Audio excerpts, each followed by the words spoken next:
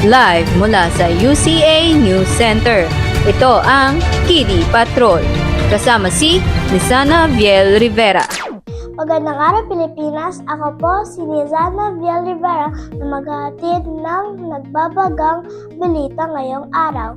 Presyo ng bilihin sa pamilihan, pataas pa rin ang pataas.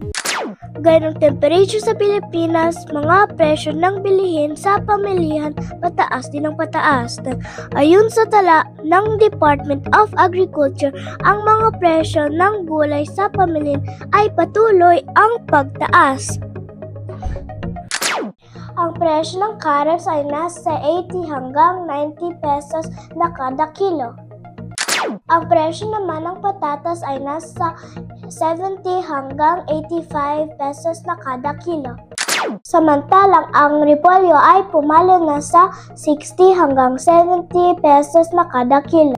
Habang ang kamatis ay nasa 40 hanggang 50 pesos na ang kilo. Ang sibuyas ay umabot na sa 100 hanggang 120 pesos na kilo. At ang bawang ay nasa 200 hanggang 400 pesos na ang kilo. Ako po muli si Lizana Viel Rivera para sa Kidi Patrol. Magbabalik ang Kidi Patrol makalipas ang ilang oras. Maraming salamat po!